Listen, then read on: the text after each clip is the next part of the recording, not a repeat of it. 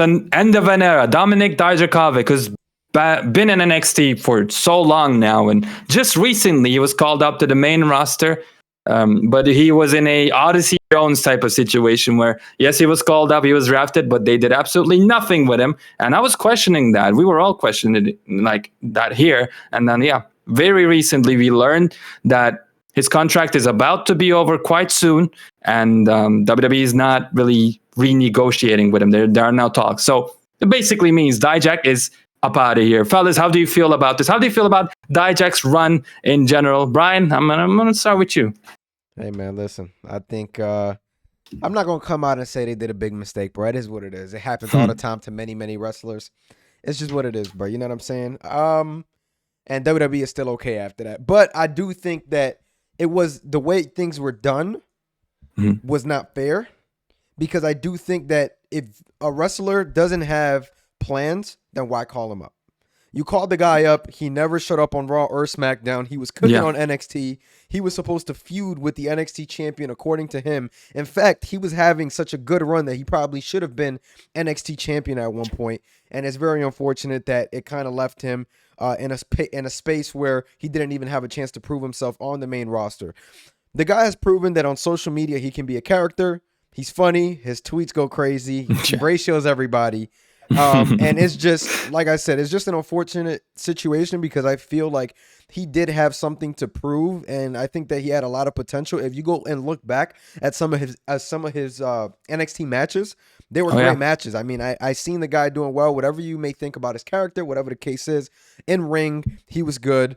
And I think that he was a pretty good character in NXT as well. Now, with that being said, WWE is going to be WWE at the end of the day. I just think that he should have gotten at least a chance to really prove himself. I don't think I've seen this guy on TV after he got drafted. Literally. I don't think ever. Yeah. So that to me is why I think the way I think with this whole situation. And Raw is kind of needing like any type of talent or cool, segments. I don't know why. And like you said, Raw definitely does need some talent, and I think that he could have been one of those heels. Even if he wasn't those heels that was going over, he could have been a heelish guy that you could have put in a match against the face. He just I just don't think it's a great move. That's all. I think that he definitely had a little bit more potential. I'm not going to say he was a star in the making. I don't think it was that deep, but I definitely think that he could have provided something to the business over in WWE. So, Omar, before I get to you, I want to add in another question for, do you think Retribution did too much damage to him? Was that his downfall, or do you think it didn't matter at all? I think Retribution is part of the reason that he became like one of the best wrestling memes on the internet. Right. Like T-Bar, like no one else would have gotten more out of T-Bar than Dijak did. That is just the truth. He turned that into a valuable online meme, which sputtered into him being, like Brian said, a Twitter king. Bro was ratioing the president. It's crazy. He's crazy out there. But yeah, no. I think Retribution did a lot of damage. Don't get me wrong, and not in the good way, because that group was trash. But no one else could have made that work as well as he did. I think he probably got the most out of anyone in that group. But going back to the original point that we're talking about, was this a mistake for WWE? It depends what we're talking about, right?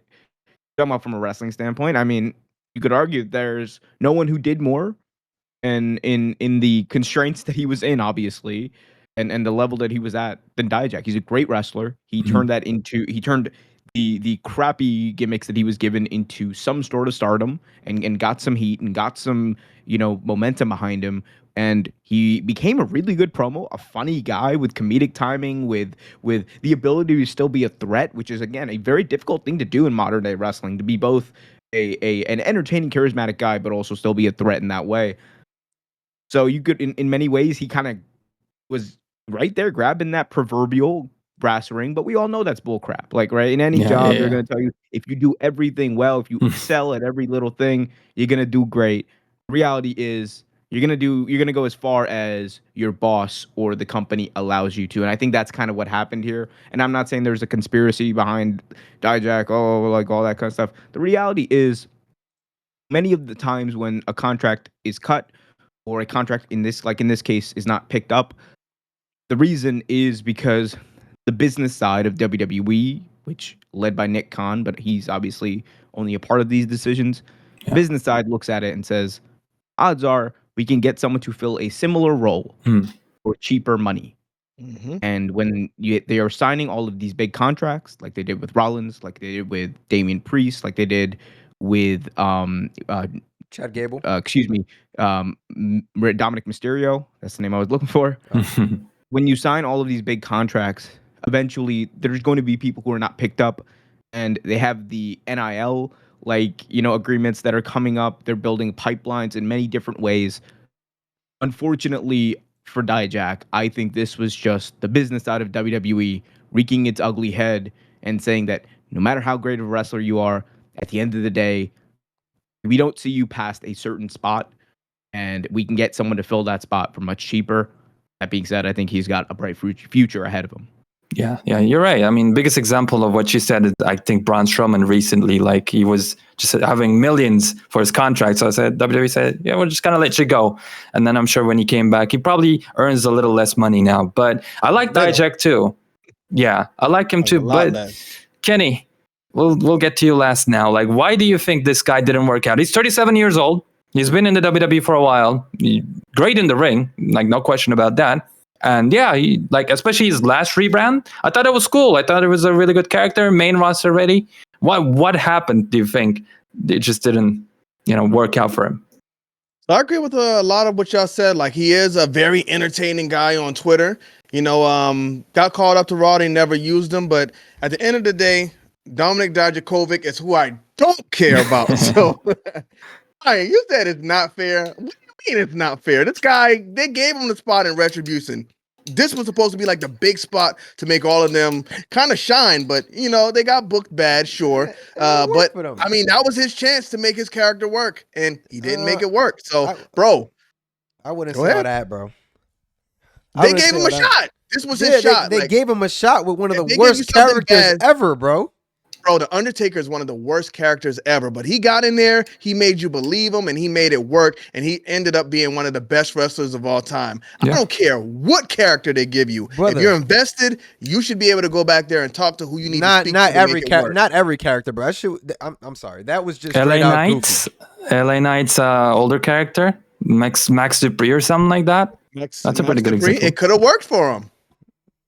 You saying that couldn't have worked for him? I mean, look, I'm backing you up on that character and lived on. Yeah, exactly. It didn't completely cook him. If he shined at the character he was given, then he could have gotten another character. It could have been like, you know what, this guy is doing really good here. Let's give him something else. Just like I'm sure that's what happened with LA Knight, or else they would have kept him in there. Bro, Maxine Dupree, my thing is, she left and she did her own thing. My thing is, Dijak's character was working. And Dijak is what, 37? Like, Kiddo, you said he's 37, right? Mm-hmm. Do y'all see him doing anything in WWE right now? Bro, when you got a guy like Baron Corbin is better than Dominik Dijak. Well, Kenny, like, reports say usually he was like good. Shawn Michaels, for example, people liked him backstage. The wrestlers liked him. And yeah, I mean, like, I don't see him as this world eater, beater, main eventer guy, but hey, he'd be a great, mid-card player, upper mid-card player at the very, least if you booked him correctly. So, yeah, I do see him doing stuff.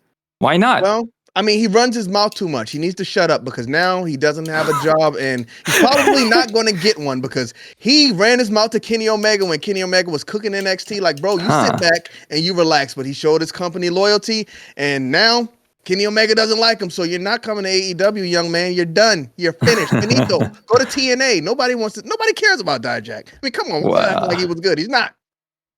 He was good. What are you talking about? Live event in WWE 2K24, and it's so freaking annoying. What? What'd you say? The live event in WWE 2K24. That's another reason I don't like this man.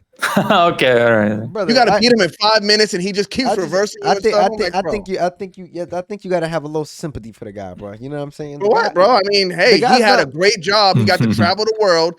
Being in WWE for as long as he was is a blessing, and unfortunately, he didn't get fired. The contract is expiring, so amicable. This is a great way to ride out for him. Like, bro, don't cry about it. It's Plus, time to move on. I he'll think find jobs in the not about, indies. I don't think he's crying about it because he lost his job. I think he's crying about it because of the way it was done. I'd be very How upset was as it well. done? His contract's coming up. Like, bro, we're not going to Brother. negotiate you because we don't want to keep you.